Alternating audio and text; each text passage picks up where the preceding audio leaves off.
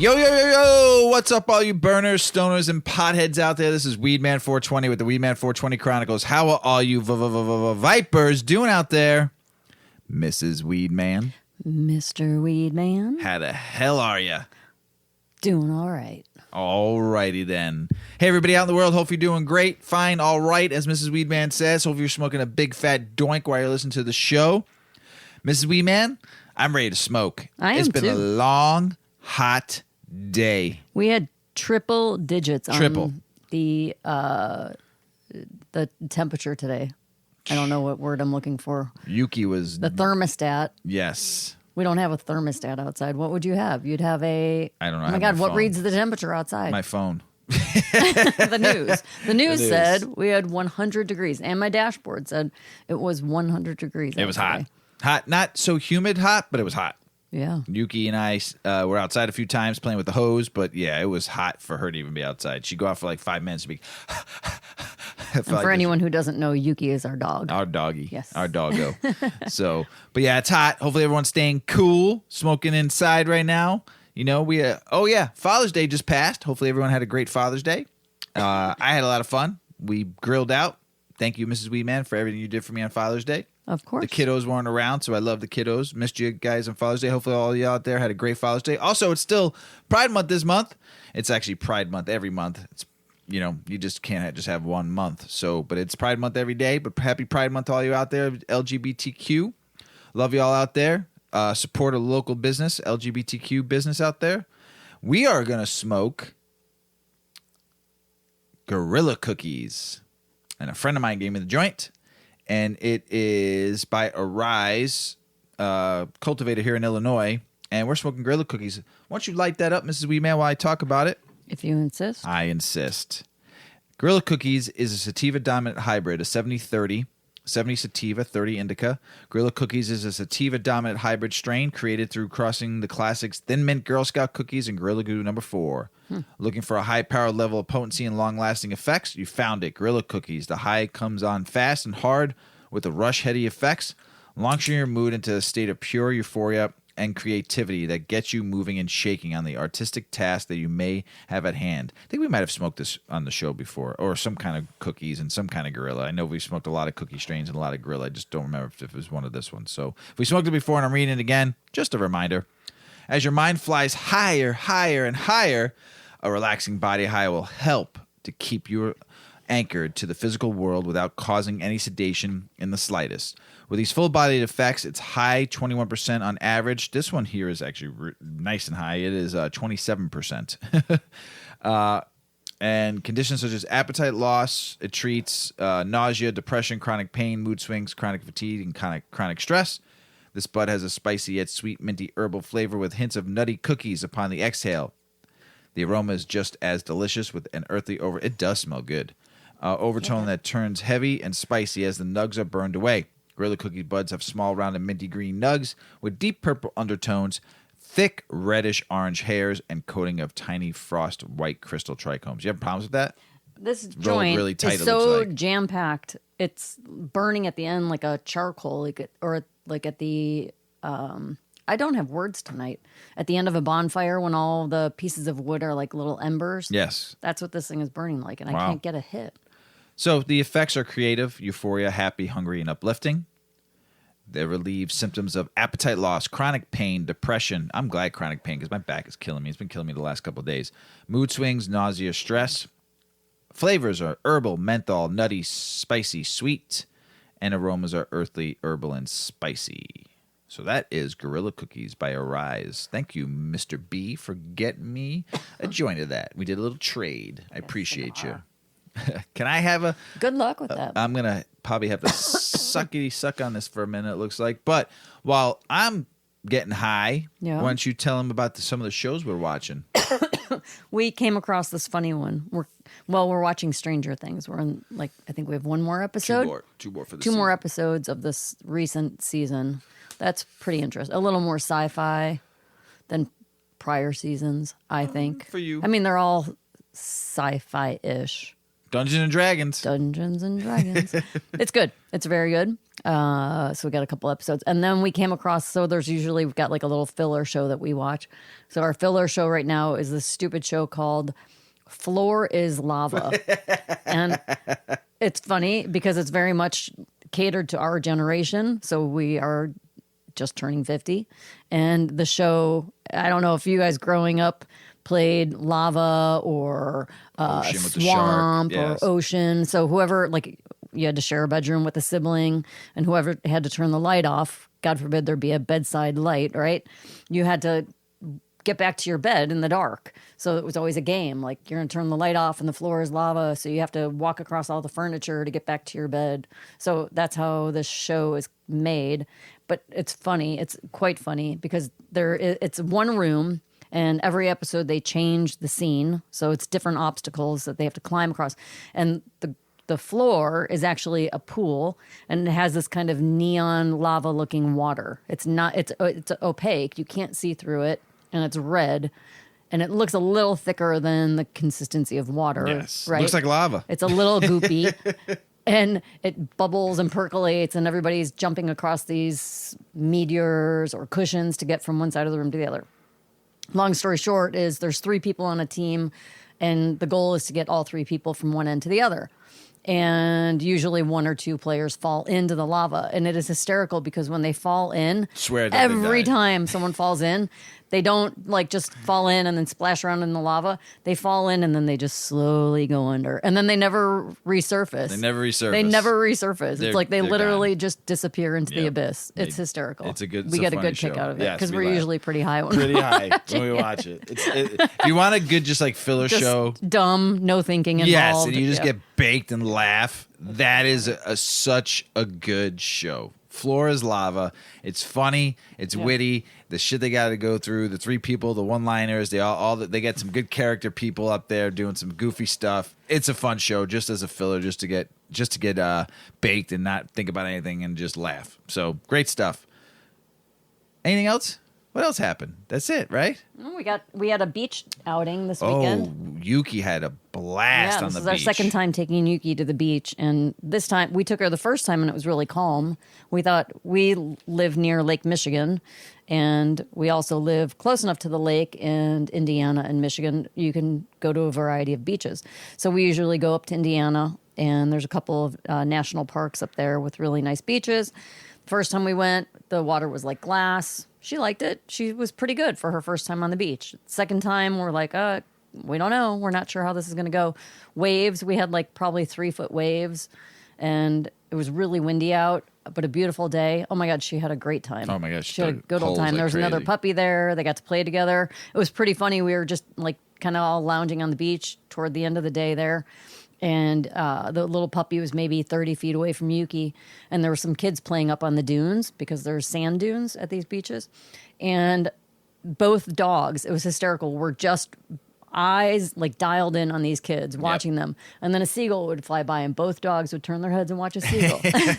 And then back to the kids. It was really cute. So it was fun. Yeah, it was a great Father's Day weekend. Thanks, Mrs. Weedman, for making my Father's Day great. Sure. It was also our anniversary, too. It was. On Friday, it was our anniversary. 27 years. Happy Big anniversary. week. Big week. weekend. Always is. Happy Always anniversary. Is. You ready to get the show started? Yeah. Let's do this. Let's do it. The number one reason people are still buying traditional market weed, according to a new survey. Legal cannabis is becoming more and more accessible. Still in countries like the U.S. and Canada where there is legal markets in place, traditional market cannabis sales remain consistent, according to a new survey. The largest determining factor is, what do you think? I don't know. Cost. Price. Still. I still smoke traditional market weed. I don't really buy it anymore because I grow my own. But people have given me weed that they bought off their plug. I mean, a lot of the old timers that I know, like myself, still go to the traditional market. They will not go to a dispensary. They're just stuck in their way. They don't care. They just will not go. They just have their plug. They've had him or her for years, and they still go to that plug. Buddies of mine in Florida still go to the plug, and they won't even go get their med card. They get it legally. It's crazy. Crazy. They get phenomenal weed, And they're getting ounces for like $1.80 now, $1.50 down in Florida. That's crazy what they're paying down there. $200, I think, for something really good. $250 tops, I think, from what I'm hearing. That's really good price. Yeah. And I understand why people still go to the traditional market. I get it. In this article, I'll read a little bit more, but price is probably the biggest one. 2, you don't pay taxes. Tax man, don't get your money. You're paying just a straight up cost. Convenience. Most of the time your plug comes to you now. They deliver. That's the convenience of it now. They're coming to your place or you're meeting them somewhere. I understand. Is it really like a drug deal anymore? No. Because it's legal. Call that. No. I mean, it is, but you got your not, plug. Right? Yeah, you got your plug. There's more. You might be in a state that's not legal. Right. You just feel indifferent about the government knowing that you're buying cannabis. You have to go into the dispensaries and show your ID. Right. The government now knows it's in the system. They know you're buying weed.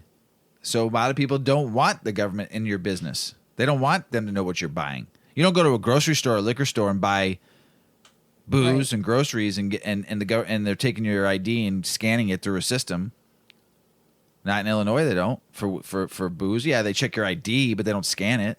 They do now. There's a barcode on your driver's Maybe license. at the grocery store, but not at the liquor stores. Right. They don't scan they don't. your ID. Yeah. No, not at all. So they're obviously not collecting the information because everyone would be doing right. it. So I understand why some people are. My opinion is if you can get better weed than a dispensary, and some people say that their plugs weed is better than dispensary weed, depending on what state you're in, So the survey was conducted between 2019 and 2020 and published in the Journal of Studies on Alcohol and Drugs, polled in 12,000 cannabis users in Canada and the U.S. and found that price outranked convenience, which is the second main reason people continue to opt for illegal weeds. Don't call it illegal weed. It's just weed. Shouldn't be illegal anywhere. So the reason behind why consumers still shop the traditional market was dependent on the year and the country. In both years, the most commonly reported barriers to legal purchasing were price. Canada is 35% to 36%. United States is 27%. And inconvenience, Canada was 17 to 20%. U.S. was 16 to 18%. In 2020 versus 2019, several factors were less commonly reported as barriers in Canada, including inconvenience and location of legal sources. Certain barriers increased in the United States, including slow delivery and requiring a credit card. There's another one. You cannot. You can't use your credit card in most states. You can't use your debit card in most states. It has to be cash, and most people don't carry cash on them, and they don't want to go to the ATM and get banged for $3-4. When you go to a dispensary, basically they're charging you $3-4 out of the ATM there. In the United States, traditional market cannabis sales are one of the principal wild cards in establishing a functioning legal cannabis market. States like California, which were the first to establish legal markets, have allowed the two markets to coexist, something that cannabis workers have called extremely unfair. Alex Burrow is the co-founder of Canna Ventures, a private equity fund and invest in businesses ancillary to the legal cannabis trade. There's your first mistake. You're dealing with private equity. Or I would say like a hedge fund guy. Ugh. In an interview with the Times Union, he compared a legal dispensary owner who does everything above the book to a bootlegger selling cheap, untested weed. I wouldn't say it was cheap weed. Untested, I agree with. But cheap, I've smoked phenomenal grow, and here's why, all you burners and stoners and potheads, you're not getting cheap regs anymore. You're getting weed that's being produced in all the legal states that they have so much of it that they need to sell it. So they're selling it to their buddy that lives in, let's just say, North Carolina, and they get it to him some way, somehow, and that plug sells it for him. They might get a pound for $1,200 because he has 30 more pounds than he doesn't know what to do with. So get it out. So that's, I wouldn't say it's cheap weed. Be careful with that because some of the plug weed I've smoked is phenomenal. You don't know any better. You're not an industry expert, and you go to California and you go get an eighth of chronic at this place for $60. And this place across the street, they're selling it for $30, he explained. If you're at an all budget minded, you're going for the $30. States in the U.S. that are establishing new cannabis markets can use previous states as guideposts, allowing for more controlled transitions and accurate predictions on how their legal market would work. Still, cannabis traditional market sales have existed for decades, with businesses having built relationships with shoppers. Creating a new legal market will take time to build and earn the trust of the new shopper. I don't think it's ever going away. I really don't. I think once it goes federally legal, people are just going to sell it out of their house and grow it and sell it. Yeah. What are you going to do? Arrest me for having 3 plants in my house and charge me a $250 fine here in Illinois for having, say if I grow more than 5 plants, you get charged $250. If I don't have my med card, you're only charging me a $250 fine for growing illegally. Forget about it. Mm-hmm. We talked about grinders not too long ago, about cleaning them. What happens if I forgot my grinder and I got a beautiful nug? What do I do? Well, I have an article about that. Grinding tips for weed without a grinder. And some of us who are really particular about our cannabis might roll our eyes at some of these ideas. But this is, you don't have a grinder. So you got to make do, right? All right. Well, there's nothing too complicated about smoking a joint. Even if you can't roll a joint very well, you can buy a pre-roll, right? And the most complicated part of the process is grinding your weed to make it smokable. You need a good grinder, and if you haven't come to that conclusion yet, you're probably realizing it right now. If you forgot to bring a grinder with you or you lost yours, there are a few things that will work in a pinch. What happens if you don't grind weed? It would be really convenient if you could just drop a whole bud into your bowl and spark it, but it just doesn't work that way. It's like trying to start a campfire by torching one giant log. All you're doing is burning the outside of the bud and ruining the flavor on the inside of the bud. Grinding your weed allows it to burn evenly, promoting the flow of oxygen between the tiny little pieces. A thorough grind is necessary for even, smooth burning. Your weed ignites like kindling, helping to burn the paper of your blunt or joint. When you're rolling a joint, a fine grind is the key to a perfect smoke. It won't burn down more on one side than the other. No canoes. And it won't go out halfway through. And it won't taste burnt before you get to the filter or crutch. When you have a recipe that requires you to chop fresh or whole herbs, you don't use a grinder. You put them on a cutting board and use a sharp, weighty knife to slice them into small pieces or shreds. Your weed isn't too different. So now they've got a couple different ways to go about chopping it up. The first one is the chef chop. Lay your weed on a cutting board and begin by roughly chopping it. Remove your stems and seeds if you encounter them. After you've made your rough cuts, scoop your weed back up into a mound and chop through it in the opposite direction. Keep gathering it into a pile and chopping through it in as many different directions as possible until the pieces are small and manageable. It might be worthwhile to chop all of your weed at once rather than what you need at the moment. Larger quantities are easier to chop than smaller quantities because they create bulk, and you might decide you're in the mood for a second joint. Then we have the snip and shot. Cutting your weed up with small, sharp scissors will give you the same effect as grinding your weed. Sounds like a sexual position. The snip, The snip and shot. The only problem is that cutting up something dense and leafy with really sharp scissors will send little bits of flour flying all over the place. The best solution is to hold a small container with your bud and to prevent your bud from flinging around while you're snipping it. A shot glass is a perfect size container to hold the bud. Just drop in your weed, snip down into the shot glass, allowing the small pieces to accumulate. If you don't have a shot glass, a small juice glass will work just as well. As long as the diameter of the container isn't too large and the sides aren't too high that you can't access the bud with your scissors, this method is fairly simple and effective. You want to get a really good really scissors. chopped up, yeah. But a really good scissors. The scissor that I use is a scissor I got at a fishing store that I use to cut my threaded line. It's so sharp, so nice. It cuts perfectly. They're really cheap. It cost me like $3, $4 for the scissor. But this, it works. Don't use just a regular house scissor. You'll be very disappointed. Right. This scissor's pointy, sharp. It's got nice, like, serrated edges, like so, because it's got a cut through threaded line.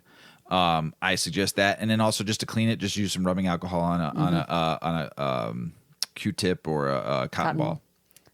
Then we have the arcane wizard. That sounds like playing a role-playing game.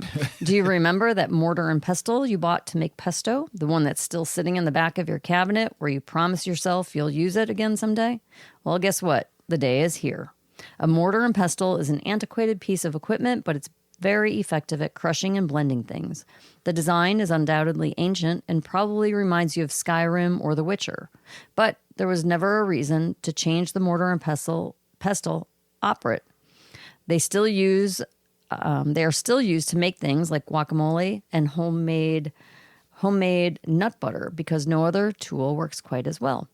Take the old-timey apothecary approach by tossing your bud into the bowl and using the pestle to crush it up. It's literally what the mortar and pestle was designed to do. The tool has been used since the Stone Age. This may not work too well if your weed is really sticky, though, or wet. It's better for bud on the drier side. And if your bud has a little bit of crunch to it, the method works perfectly. Oh, you're just losing so much stuff. Well, it works perfect with dispensary weed because it's so dry and tight. But you lose all that good. Oh, you lose all the trichomes. Yeah. So a lot of it, not a ton of it, but you'll lose some. And then you've got the wake and bake coffee grinders. They are underappreciated as traditional household appliances. It's easier to buy pre-ground beans or pods, of course, but better still, it's easier to have a cold brew when it's really hot out. This may not be your coffee grinder's intended purpose, and that's fine, but you're about to give it a whole new life.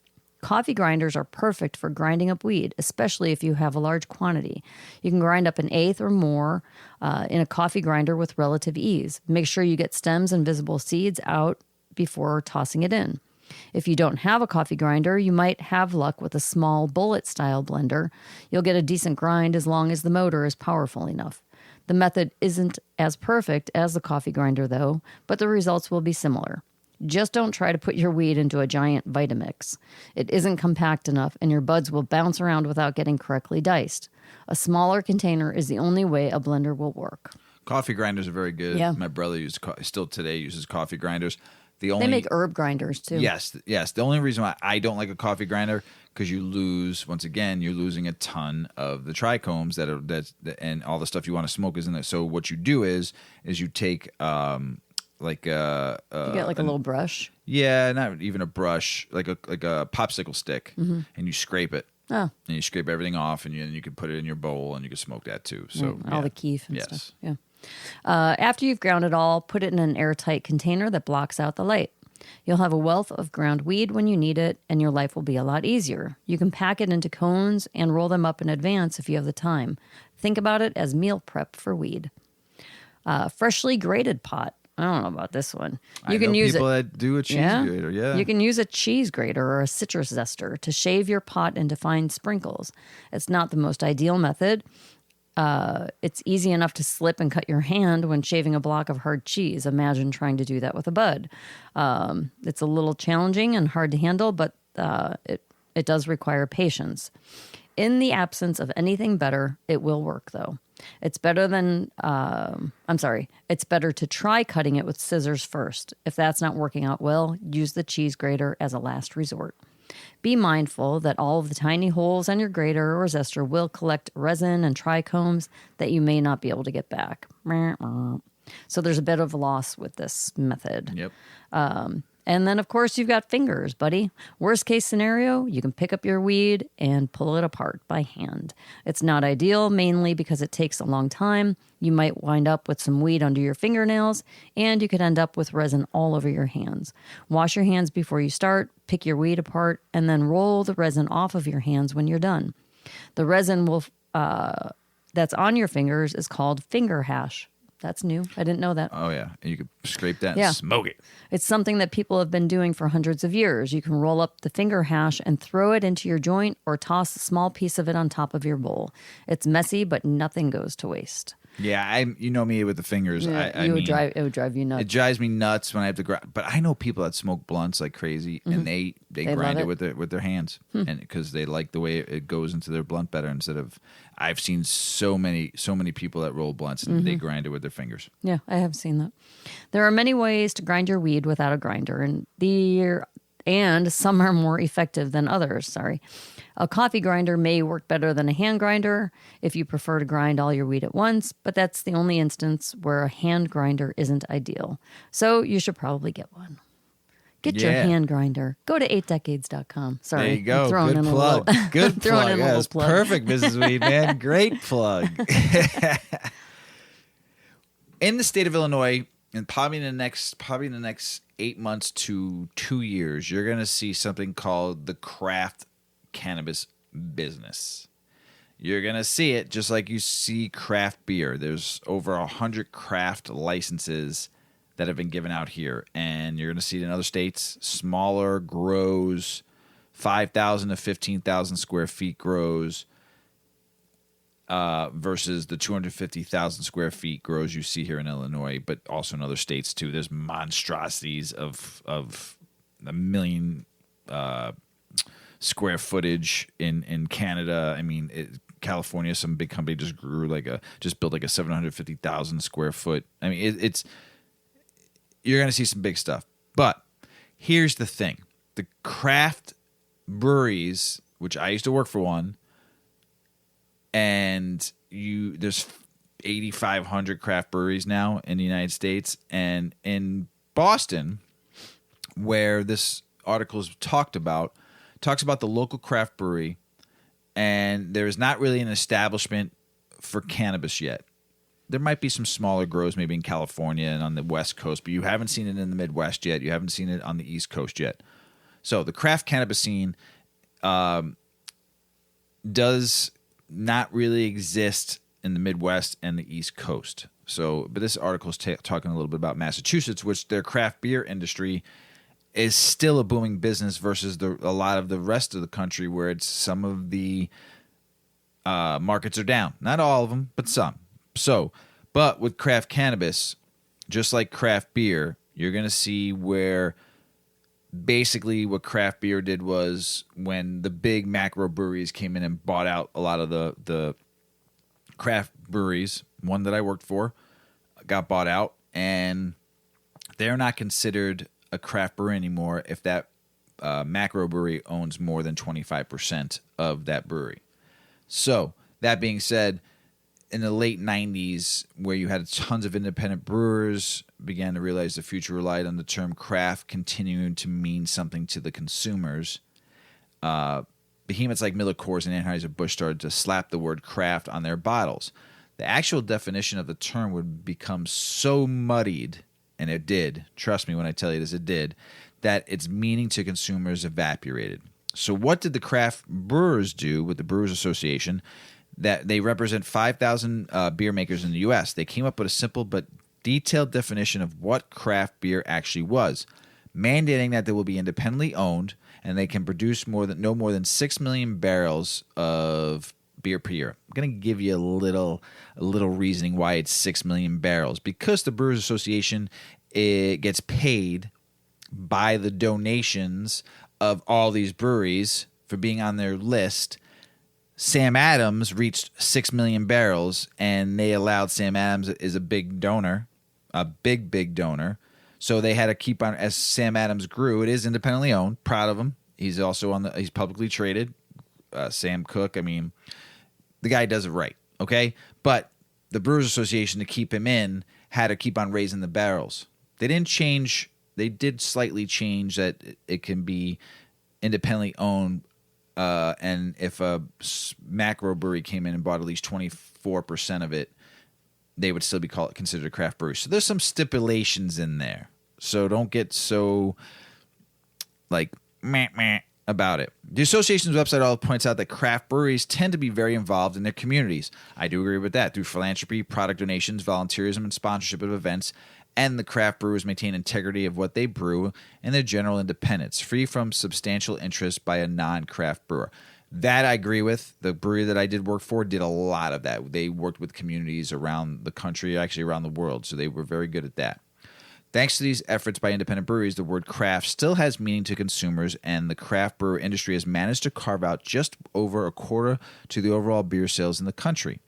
You can also see on a lot of brewers, if they're independently owned, they put a bottle on there with a logo that says independently owned and operated. So What's going to happen with the cannabis industry, though? There are many large national cannabis companies, and they use the word craft to describe their top-tier products, despite the fact that nothing about their operations resemble a craft cannabis or craft brewery. Cannabis industry, one of the leaders in the industry, one of the largest in the industry, Cresco Labs, who is in the process of merging with the fellow giant Columbia Care to form the largest cannabis companies in the world, go as far as to describe their cultivators as craft at scale, which is somehow a three-word statement that manages to contradict itself. To make matters a bit more confusing, the state actually has, and this is Massachusetts, has a cultivation license type with the word craft in its name. Despite being dubbed the Craft Marijuana Cooperative, the license type is allowed up to 100,000 square feet, which is the same amount of space that other cultivation businesses are allowed. And it's not entirely clear what would make these businesses types craft-like, as there's nothing in the regulations requiring a focus on quality over quality. So quality over quality, not quantity over quality or quality over quantity. It's quality over quality. The intent of this license was to offer small-scale local growers and traditional farmers a pathway to join forces and enter the legal industry with boutique product lines. In reality, things haven't really played out that way. At the latest Cannabis Control Commission meeting, data was released revealing that there are only 6 pending applications for craft cannabis cooperative licenses and that no applicants have become operational yet. I was reading this article and I had a dream, that we didn't own it, but we were a part of this craft cooperative, and it was like 10 people that own this building, and 10 of us that owned the each product line, and we grew and made edibles out of it, and it was kind of cool. It was just a weird dream. So, and I don't. It might have been because of this article I had the dream, but it was kind of cool. While there's currently no craft cannabis being legally sold in Massachusetts by the state narrow definition, there are a handful of micro businesses and other small locally owned companies focused on producing handcrafted cannabis that is of craft-like quality, but without any sort of standardization of what craft cannabis actually is. It's up to the consumer to do the research to figure out whether the brand they are buying is truly aspiring to be craft, or is it just a big company's brand in disguise?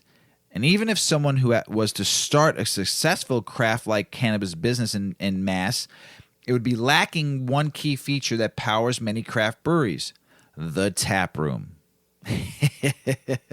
So these cultivators should be allowed to have, I still believe, if you should be able to have a little dispensary in your cultivation center, and also be able to have a consumption lounge. I think it'd be dope.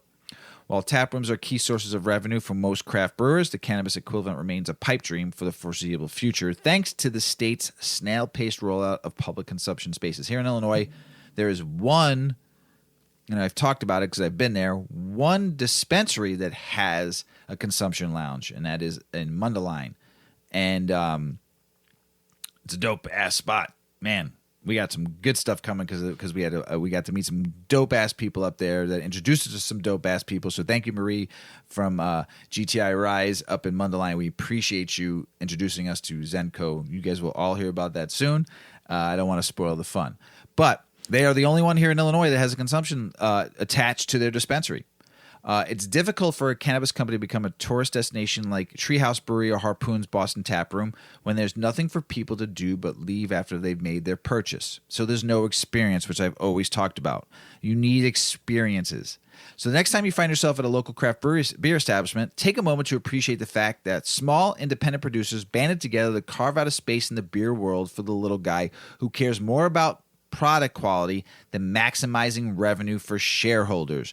Because for the same thing to happen in the cannabis space, there's a lot of work yet to do. And I found this article and I read it because I'm seeing what's going to happen here in Illinois. It's going to happen across the country. California, and I think the West Coast has craft growers, of course. They are the forefront, the leaders coming this way.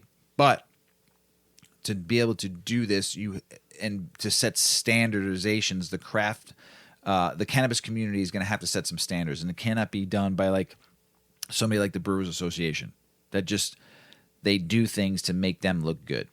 They raise standards, they raise limits so they can keep on getting money to do this.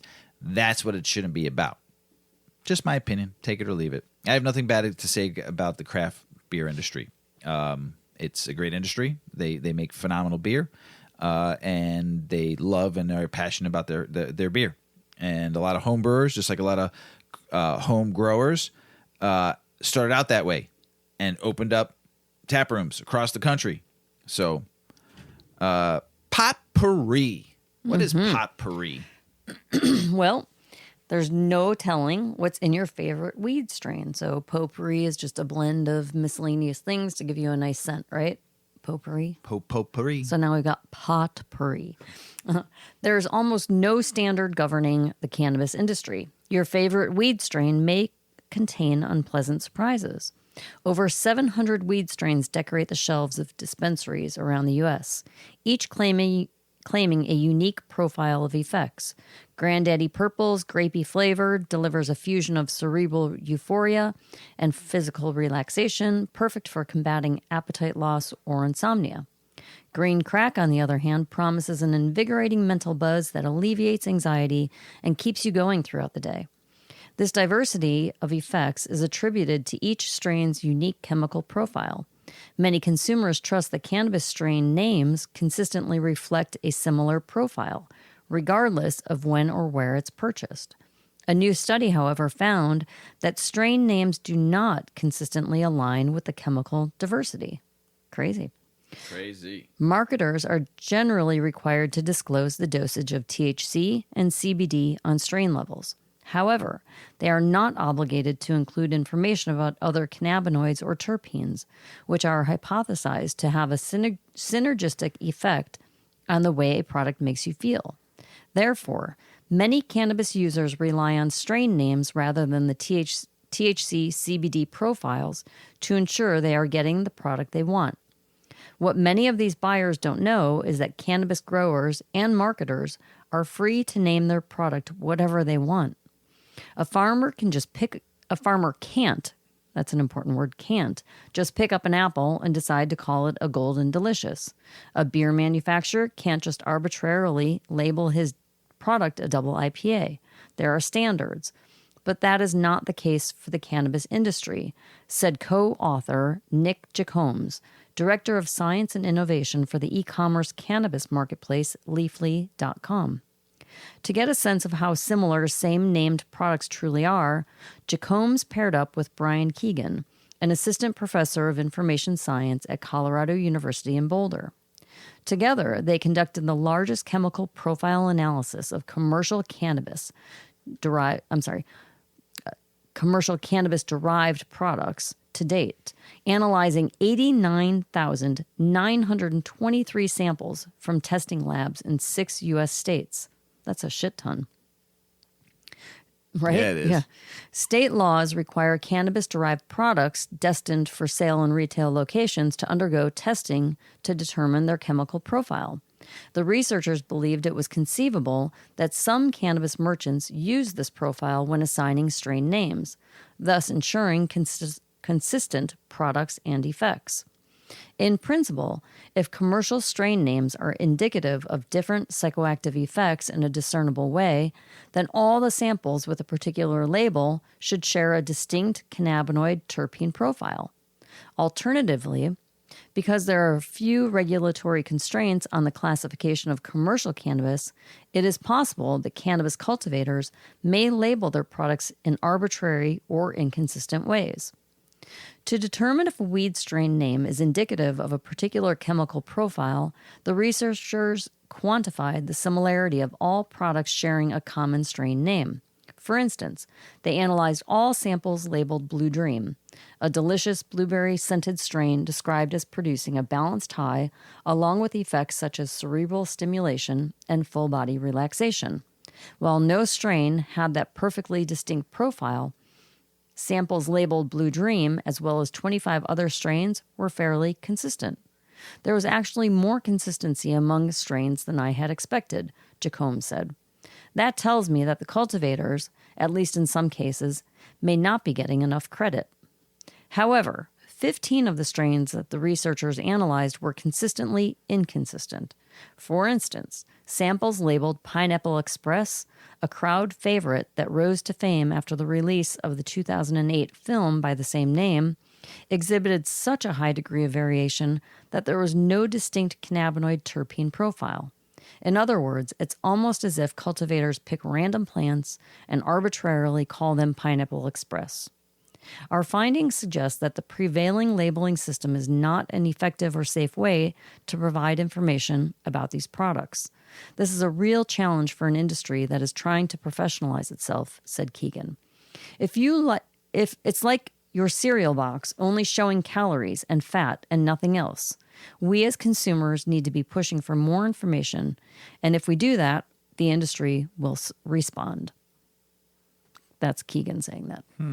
Pretty cool. Yes. I never thought about that. I mean, you really do take it for granted that if you pick up a purple Kush, right? That's a name of a strain. Sure. It is now. Wherever you pick it up, it should be, you expect that it's going to be the same. That's true. So that's interesting. Yeah. That's a lot of samples. 89,000, almost 90,000 samples. That's some good stuff right there. Well, I think that's good research when they're using such a big slice of. Yeah. 100%. If you said we used 2 samples, I'd be like, what? Mm-hmm. They used a lot of samples. Mm-hmm. Kentucky governor issued a medical cannabis executive order naming members of his new advisory committee that will conduct public hearings and study any steps the governor can take to provide patient access while the legislature refuses to act. Nebraska medical cannabis activists won a preliminary injunction from federal judge against state signature collection rules. They create an unfair hurdle to qualifying initiatives for the ballot. New Mexico Cannabis Company and group of patients are suing 7 health insurance companies for failing to cover medical marijuana costs, which they say is required under the state mental and behavioral law. So stuff there, New Mexico fighting for the right for weed. I love it. What else we got going on? The Michigan House Regulatory Reform Committee held a hearing on the bill to lower the age for working in cannabis industries to 18. Not smoking, working. An Illinois judge lifted a temporary restraining order that had blocked operations by craft cannabis cultivation businesses. Florida regulators have proposed rulemaking on hemp extracts for consumptions. Vermont regulators published cannabis guidance for municipalities. Maine regulators are launching a series of cannabis community listening sessions. And West Virginia regulators will hold a medical cannabis patient sign-up event on June 23rd. Good for you, West Virginia. Cannabis sales across the United States have been slow lately.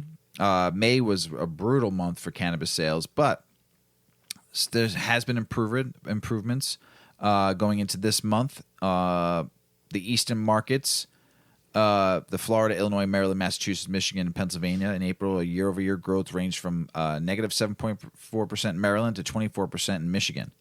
Note the Florida, Maryland, and Pennsylvania are medical-only markets. Florida cannabis sales in April rose 5.1%, and it's only friggin' med there, and they did $186 million. Illinois, like we talked about, rose 0.4% from March and 8.9% from April. They did $163 million, up 4% from 8.9% from a year ago. Compared to last year, flower sales expanded 5%. Go for flower. Maryland, which is only med right now, and it looks like they might not go rec until 2023 now, they're saying. Sales fell 1.5% in March to $44.3 million. Still pretty good. Massachusetts, $146 million compared to a year ago. Damn. Michigan, just killing it. I mean, just $195 million last month. So compared to a year ago. Jeez. Pennsylvania, $102 million. They're just med in April. Pretty good. Some of the western markets, combined sales of $112 million were up 0.6% in Arizona. Man, cannabis sales. California, $427.8 million in April. Dang. Crazy. That's a lot. Yeah. Colorado has been seeing a decline in sales from a year ago, especially. It grew a little bit in April. Everyone kind of grew in April, though. Still $167.8 million. Crazy. Nevada, The great state of Nevada, 56.4 million. April flower sales decreased, though, 44% from a year ago. Man, get that flower, yo. Oregon, down from a year ago, 18.7%, but April they grew from March to 89.8 million.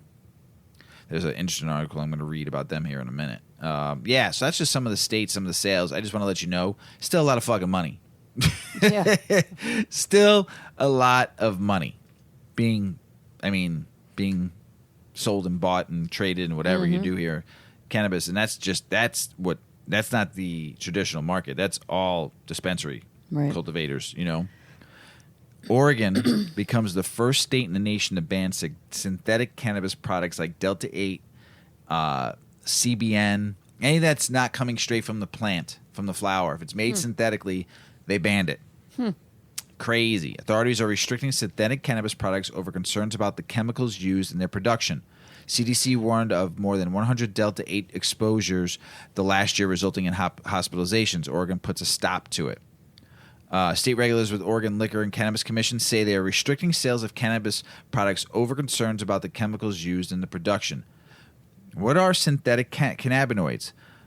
Market whisperer Matt Millay has just released his this cannabinoids are compounds found in cannabis. A chemical process can be used to isolate them or create them synthetically in abundant quantities, which are used in consumer products. In that, the synthetic cannabinoids don't contain THC. They've gone mostly unregulated, which means products like CBN can be sold on the open market, including supermarkets, gas stations, and other retailers. The best-known synthetic cannabinoid is Delta 8. The Centers for Disease Control warned consumers last year there had been more than 100 Delta 8 exposures that required hospitalizations in just 6 months across the country in 2021. Delta 8, like CBD and CBN, occurs naturally within the plant.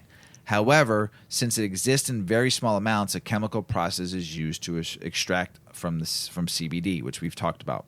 The supply of CBD was outstripping the demand for CBD, said Stephen Crawley, the hemp and processing compliance specialist. And so the people who had CBD on hand were looking for other ways they can market it. People started working on different products that they could convert the CBD into. This is where you get the Delta 8 THC products. The ban goes into effect in July, but starting in July 2023. Only the sale of synthetic cannabinoids will be allowed in the OLCC-sanctioned cannabis shops after the products undergo rigorous and expensive testing and receive approval from the FDA. So, the first state to do it, ban them all. They just didn't even ban Delta 8. They banned them all. So, here. I said 2023, Maryland. I'm sorry about that. It's 2025, saying that the cannabis industry might not launch until then for recreational. Discounting products, you see that a lot, not just in every industry. Mrs. Weedman is a great shopper. She likes going for, what do you call them? The nuggets. Nuggets. You look at discounting retailers all the time. Mm-hmm. Would you ever think that cannabis would be discounted in this day and age? I would imagine. Would you ever think about it, though? I mean, like, really, do you really need to do it? People are going to buy it. Do you really think you need to do sales? Yeah. If you charge an everyday, good, regular price, a fair price. Yeah, it's the free market. There's got to be sales. That's true. No, there doesn't have to be sales.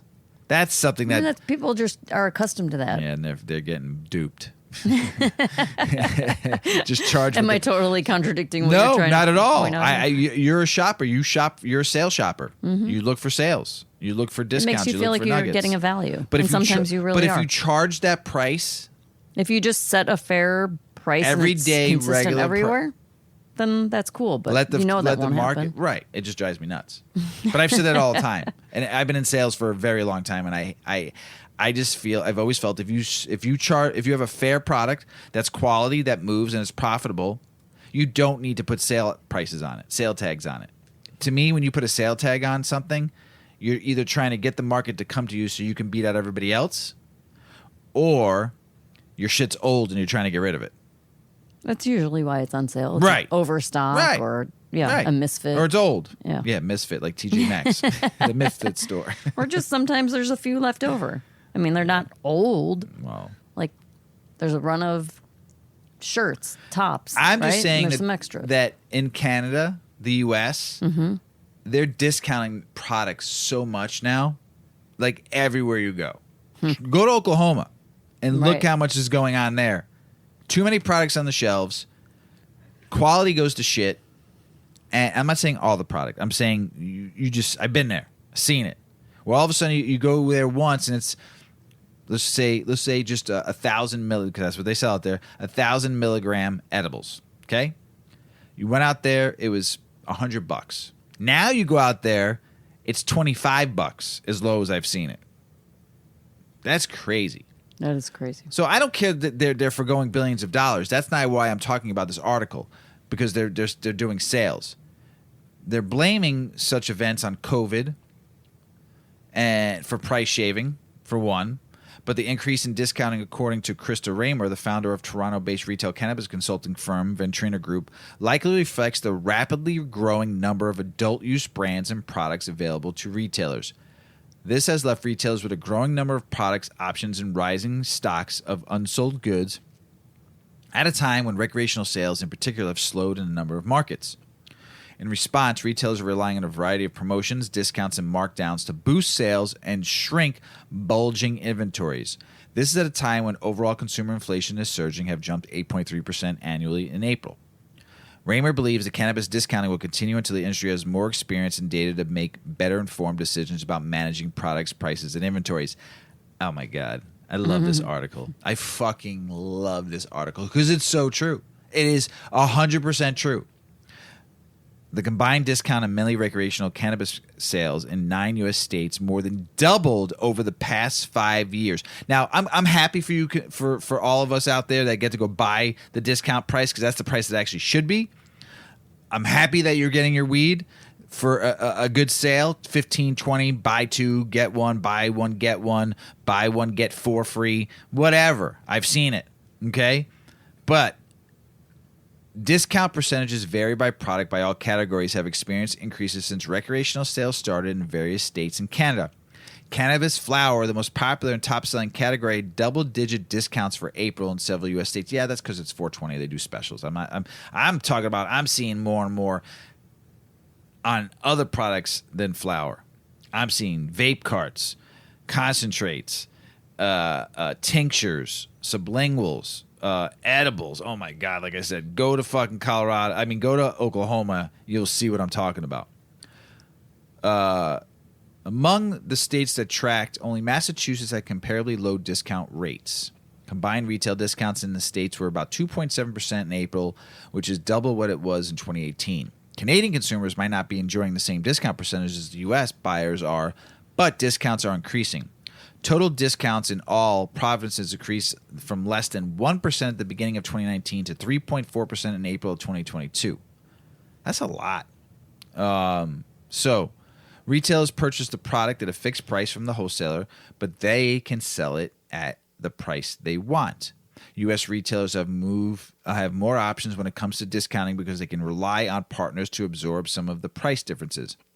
Cannabis brands can set up programs such as those in mainstream consumer packaged goods industries where products, producers, or distributors absorb the cost of the discount to help expose customers to their merchandise.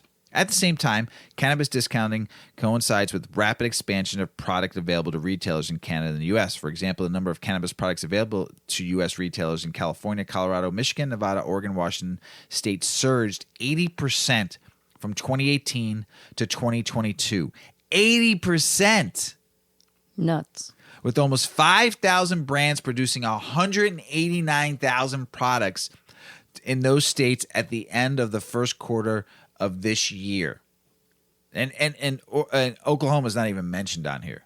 You go there, they got 189,000 products on the shelves. I love you, Oklahoma.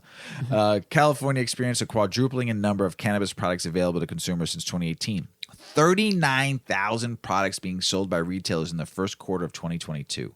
Fucking nuts. It's also happening in Canada. The country had 10,400 products for sale by 1,400 brands during the first quarter of 2022. It's not a lot, but not bad for a market that started in 2019 with about 500 products offered by 64 brands. So a little bit more.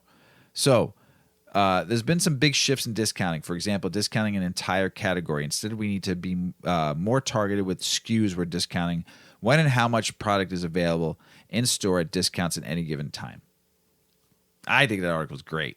I'm not a discounter. I'm not a sales shopper. I look for quality, especially clothing. I buy quality clothing. You know that. I don't buy just cheap stuff. I buy stuff that's going to last. Same thing with cannabis. You know, I rather pay for good cannabis than buy a bunch of products that are just going to get me mediocre high or not high at all. And the discounting just kind of drives me crazy. GOP Senate Hey, candidate. Mr. Weedman. Yes. Do you hate sales? I hate sales. I do. I know a lot of people will probably be like, fuck you, Mr. Weedman. I love sales. I'm just saying if you charge a fair price. I gotcha. That's it. You're worked up. GOP Senate candidate pushes pot for potholes. Cannabis funded infrastructure plan in a hilarious ad campaign. This gentleman, Pot for Potholes, the funded infrastructure plan that one Missouri candidate for the U.S. Senate is proposing in a catchy campaign ad. C.W. Gardner has worked to stand out in the crowded field of dozens of opponents. He released a spot in April that includes a plan to federally legalize cannabis and use some of the resulting tax revenue to repair the America's roads. Gardner is aware of the odds are stacked up against him in the race, but he's seizing the opportunity to platform on fixing things, including the country's cannabis laws. Good for him. Pot for potholes. Johnson & Johnson asked FDA to chip away at cannabinoid regulations. They're one of them that's probably going to get in the game eventually. You know, they're all waiting on top with the strings. If you ever saw The Godfather, waiting with puppet strings to get going. So if they start talking to the FDA, we'll see what happens. I'm not a female. That last time I checked, you were not a female. No, I don't have female body parts. I don't go through all the stuff that you go through. I don't know if that's correctly said. I'm sorry. But I do feel for you. Oh, thanks. I do. We talk about this a lot. And I was like, holy smokes, all the stuff that goes on. Okay. Yes. So, ladies, this is an article for us. Cannabis and menstruation. So, men, either you could just sit and listen or just go smoke some weed and come back in a minute. Strains for pain, mood, and headaches. Hey, everybody gets strains, pains, moods, and headaches. So, you know, this is really for everybody. Whether you suffer from painful cramps, excessive moodiness, or headaches, there is likely a cannabis strain to help make it through your monthly woes. With more states legalizing cannabis for medical and recreational use, cannabis consumption is becoming more commonplace for women to combat their menstrual symptoms. While not all women experience severe discomfort during their periods, many do, and cannabis can alleviate unpleasant symptoms associated with menstrual cramps. The best pain strain? As an avid smoker, medical cannabis patient, and cannabis evangelist, the author of this article is constantly trying out different strains to see how they help. The best strain that she has found for pain relief without feeling too high is orange marijuana. High in CBD and very low in THC, orange marijuana is an indica-dominant hybrid that offers relaxation and pain relief without noticeable psychoactive effects. Orange marijuana is perfect for dealing with cramps and overall body aches that can come with PMS and menstruation. You can also try Harlequin, Jack Herer, or Pink Kush to knock out your period pain. The best PMS mood-boosting strains. If you get crabby or your fuse gets short when Aunt Flo comes to town, try Aunt Flo. Try Sour Diesel, a delicious sativa strain. Sour Diesel is uplifting and gets you off the couch to start your day on a high note. Created by crossing Chemdog and Super Skunk, Sour Diesel has a pungent diesel scent profile thanks to its dominant caryophyllene terpene. With it, you don't have to worry about couch lock. Quite the opposite. This strain brings pep to your step. Next time your period makes you a crabby rage monster, try Sour Diesel and see if it helps. Am I ever a crabby rage monster? No. Yeah. No. Super Lemon Haze, Durban Poison, and Blue Dream are also tremendous for their mood-boosting properties. Best strains for headaches. As women get older, our hormones change, and sometimes that change comes with headaches around that time of the month. Speaking from experience, hormone headaches and migraines can be debilitating. The author has found that using cannabis helps alleviate some of the pain, nausea, and light sensitivity of these monthly miseries. The best strain the author found for her headaches is OG Kush. OG Kush is nearly a perfect 50-50 hybrid strain that usually leans a bit to the sativa side, but brings a couch lock sensation typically found in indica strains. OG Kush provides the relaxation and pain relief necessary to make it through hormonal and non-hormonal headaches. Other great strains for period-related headaches include Harlequin, AC/DC, and Purple Kush. If you are experiencing yucky side effects from your period, give these weed strains a try. As with everything cannabis-related, each strain affects individuals differently. What works for me may not work for you, and vice versa. Starting with tried-and-true strains can help you skip the self-experimentation step, but isn't trying different strains really half of the fun? So find what works for you. Yeah. Mm-hmm. International news. I want to talk about our boy Tez. Yeah. Our boy Tez in Australia. Their laws are different here than the United States. So this one goes out to our boy Ted. International news. You're starting it off, my brother. He got pulled over. Not pulled over. They had like a road stop. It was 9:30 in the morning. He hadn't smoked in 12 hours. Driving, and they have these stops with these big buses. And they pull you over. They do a swab test for alcohol and a swab test for cannabis. Wow. And their parts per million is so high. He didn't smoke for 12 hours, and he still tested that the parts per million level, and he got fined. Bullshit. Australia, fix your shit. Our boy Tez and all of our friends in Australia out there deserve better. Lower it down. And he didn't smoke for 12 hours. You should have let him off the hook. He didn't get arrested or anything like that. Just fines and demerits. They call them demerits. They're not tickets. So, but still bullshit.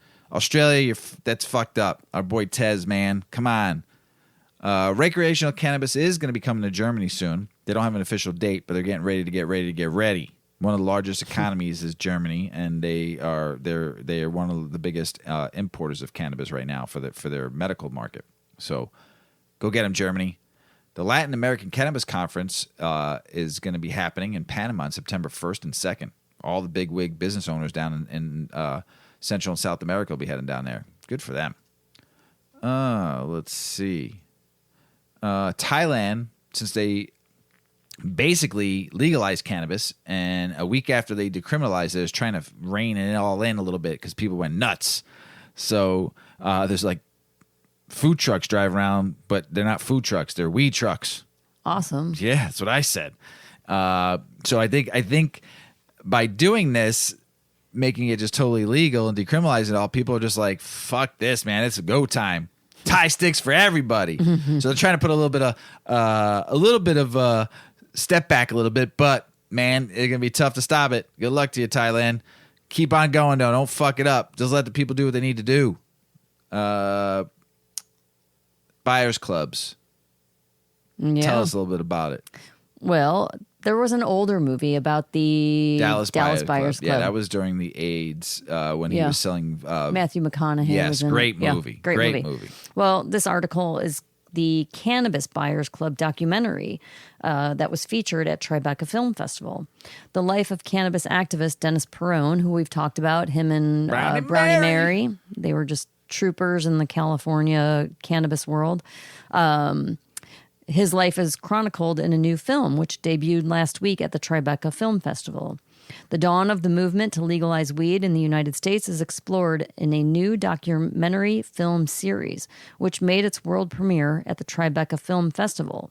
Cannabis Buyers Club, the story of pot dealer, cannabis reform leader, and queer rights activist Dennis Peron, debuted at the world-renowned film festival. Cannabis Buyers Club chronicles the most important unknown LGBTQ rights struggle of the 20th century. Reads a synopsis of the film shared by the Tribeca Film Festival. When a new disease ravages his community and the government doesn't care, renegade pot dealer Dennis Peron leads a movement to help, heal, and fight back. Peron, a gay Vietnam vet, builds a pot empire in the middle of the war on drugs and fights politicians and police to save his friends. The definitive story of marijuana legalization in America. The 4-part documentary series was directed by Kip Anderson and Chris O'Connell, who also served as the film's producer. In the opening episode, the film follows Peron's introduction to cannabis as a reluctant soldier in Vietnam. Foregoing alcohol as a war drug, the pacifist instead turned to pot when it's time for his unit to take R&R. Not long before his tour in Vietnam ended, Peron traveled to Thailand where he bought 5 or 6 pounds of some of the best cannabis in the world. Then, assigned to the base mailroom after returning to his unit, he began sending weed back to the United States, hidden in cassette tapes. That's pretty funny. After returning to America and taking up residence in San Francisco, Peron's foray into the underground pot industry continued in earnest. His involvement in the community and political activism put Peron at the front of the effort to legalize weed in San Francisco, where he counted gay activists and later County Supervisor Harvey Milk among his many allies. Selling pot from storefronts in the Castro, Peron's will to champion cannabis policy reform was galvanized by the AIDS epidemic, which took the lives of his partner and countless others and left his friends and neighbors wasting away. Cannabis stimulated patients' appetites and kept them from losing weight, which prolonged their lives. In the early 1990s, Peron founded the Cannabis Buyers Club in San Francisco, giving patients and their caregivers a safe place to obtain the medicine they needed. In 1996, he co-authored Proposition 215, the landmark ballot measure that legalized the medical use of cannabis in California. In order to unpack the stories of Cannabis Buyers Club, you have to know the mood of San Francisco at the time, as well as the events that led to Dennis becoming this controversial guy, Anderson and O'Connell wrote in their director's statement. These events could only have happened in San Francisco, with stars in this film alongside Dennis like Brownie Mary, Tony Serra, Joe Bannon, Greg Corrales. It was the perfect political storm where the AIDS crisis crashed into the war on drugs and a liberal city fought against a conservative state and won. Precedents were set in justice, the repercussions of which are still felt today, with new states legalizing marijuana every year. Peron suffered a stroke in 2010, making it difficult for him to speak. His health declining, Peron shared his life story with the filmmakers behind Cannabis Buyers Club in the last interview before his death in 2018.